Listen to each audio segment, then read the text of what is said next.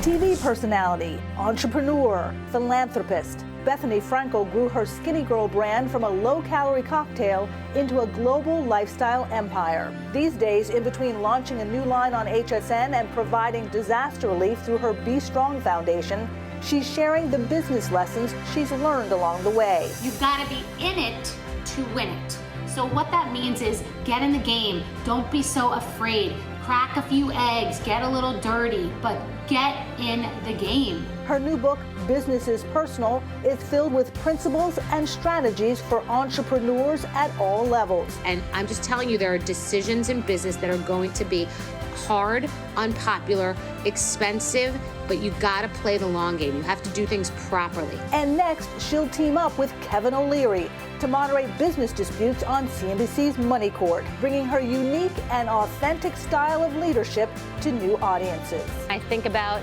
something that I want to do, I execute it, and then I go to the next thing.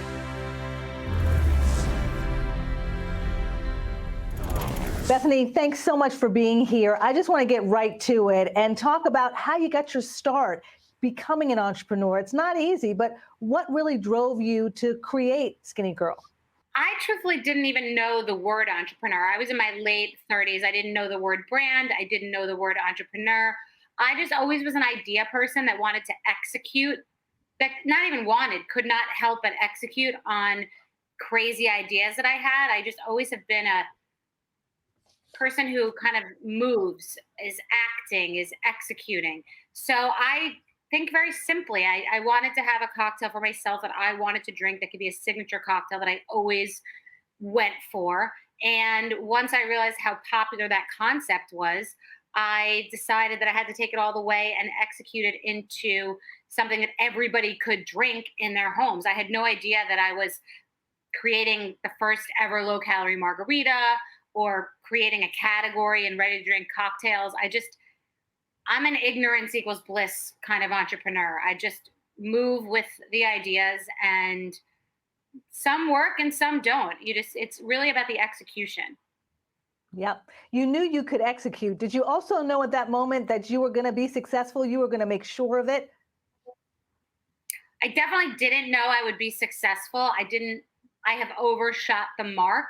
The way that other people see me it's now not surprising, but when you're young and you think you're smart, everybody thinks they're smart. And you think you have a good idea, everybody has a good idea. I really realize that it's those people that have that drive and that determination and that passion, that unstoppable nature. That's really the true ingredient for success, because so many people have good ideas, and the world and technology and what's popular is changing all the time. So if you have that constant and being a hard old school worker, you'll be successful. People around you will see how valuable that is, because it's very, very rare. It is very rare, and it takes certain tools to make sure that you are successful. And that's what your 10th book is all about. You've written so many books, but the 10th one, Business is Personal, talks about the toolkit kind of that you need to be successful. I don't want you to give it all away. What are a couple of the things that you definitely need to have, particularly in this very challenging environment?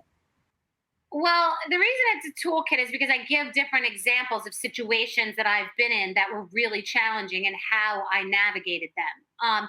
And so there could be terminology like pros play hurt, which is about you pulling yourself up from your bootstraps in those moments when it feels like you're in the 18th mile of a marathon and you just can't go. That's when you really have to find whatever's inside, grab it, and keep going. That's what entrepreneurs have to really face. Or things like never connect a dot.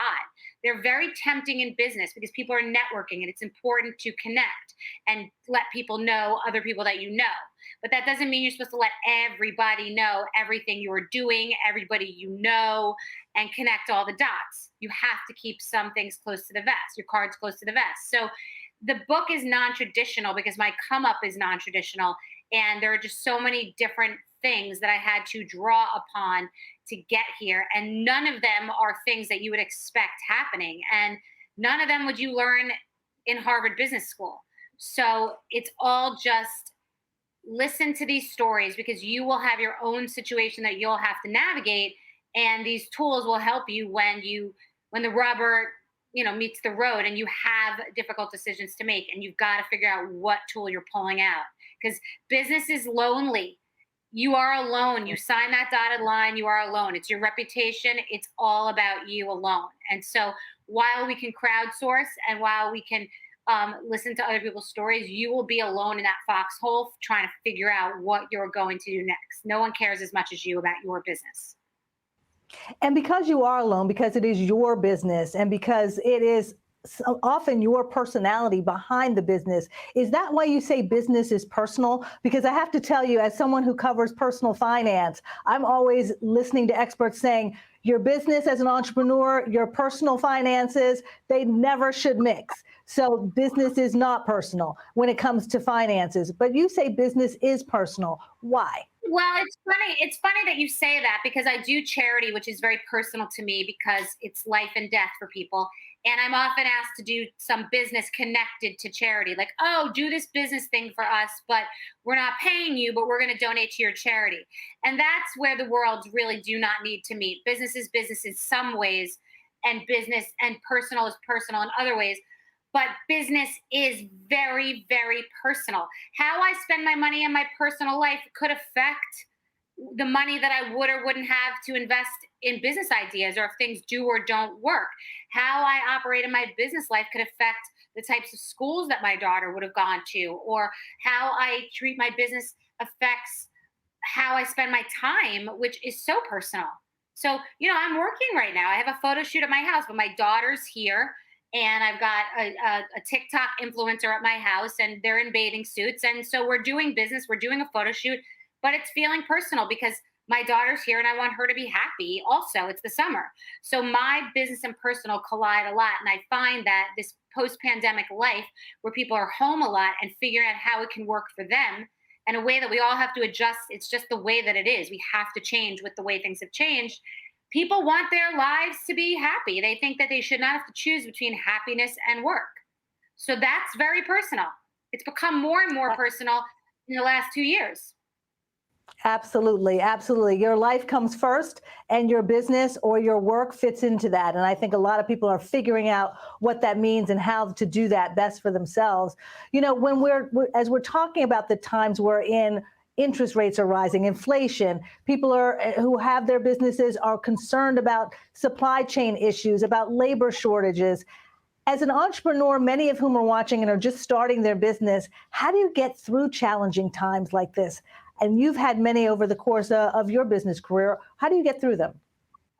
I think that, people keep looking at the equation one way, and you keep trying the same key in the door. And now's the time when you have to fumble around and try a bunch of different keys and figure out what fits for you. Because when you have times of disarray, when you have times of, crazy chaos, there's also a silver lining. There are other opportunities, because let's just pretend you were in the home learning business. Let's pretend you were had gone online or had an e-commerce business a couple of years ago. All of a sudden, it was a gold rush. So there are times, when things are challenging for one person and they thrive for another. I did very well in real estate during the pandemic because I thought immediately when it started, wait a second, people are going to move to the suburbs and everyone is stuck right now. So I want to make this move and buy property in Connecticut, a couple of properties in Connecticut, invest in them. It was smart because while we were all stunted for a second and we didn't know how it was going to be and how at risk we were and what was going on, you are a business person too, and you have to figure out, okay, pull myself up in my bootstraps. I got to get in the plane while flying and figure out which way this thing is going. So you have to be a person as an entrepreneur that realizes it's not only going to be a straight line, but when there's not a straight line, that's how you really can find an opportunity. That's how you can really do well, and cut a few steps ahead of the line where you wouldn't have been able to have that opportunity before. Yep. You have to be able to pivot. A lot of business owners say that who have been successful. But one of the things that you say that you also need to do is to be authentic. Authenticity is key, you say. Even if some people don't like you, they're going to trust you if you're authentic. Do you believe that, and why? Well, it's funny. The word pivot has been used a lot, and yes, but people have made drastic changes. People made drastic changes because of crypto and Bitcoin, and people want the smash and grab. You have to be able to pivot and shift, but also stay true to the base and core of what your business is, because things may come back. I mean, there were things that happened during the pandemic that were very popular that aren't as popular anymore, because if you are in, let's say you owned a hotel and you had the worst time ever for 2 years, well, now it's a gold rush for you. So if you totally abandoned your core business because you were afraid and weren't able to wait out the storm, that's too much of a pivot. And as far as authenticity, that's a tried and true staple, meaning phony has worked for a while now. Filtering yourself, being fake and presenting a life that is not really yours has really done very well. But with new places like TikTok and with media being so immediate, and it's really hard to hide, and it's hard to just hide behind the phony. And authenticity seems to be coming to the forefront a lot now. It sort of was a backseat driver, and now authenticity seems to be coming back around to being what people are craving, because we've had such a superficial time with the way that social media has risen. The way that it came up, it became a narcissistic, superficial place, and now people are reacting to that, and the pendulum is swinging, in my opinion. Absolutely. As you've been a serial entrepreneur, creating new businesses, creating new brands, growing your brand, how do you learn, develop, and continue to grow? I think there are a lot of people watching that have had their businesses for a while. They may have kind of stymied, they may have kind of gotten a little stagnant, and now it's a really challenging time. But you're constantly learning, innovating, growing. What are some keys to doing that right now? I think having good conversations and crowdsourcing, you ultimately make the decision yourself. But I mean, you just learn a lot by the media and talking to other people and seeing what works and seeing what people are reacting to. And truthfully, I think we get with how crazy the media is, and with how we're running around like maniacs on our devices all day and we're distracted, it's hard to get centered and get calm and breathe and think about what you react to. What are you consuming? What are you digesting? What are you interested in? What are you attracted to? What do you like? What do you not like? And put that forth in your work, whether it's a service, a product, a business, an idea. That's sort of, I think we get too complicated because most people are trying to figure out what they should be doing, what everybody else is doing when they may be just doing something that authentically comes from them. So it has to come from within. What really, really speaks to you, it's likely something that speaks to many people.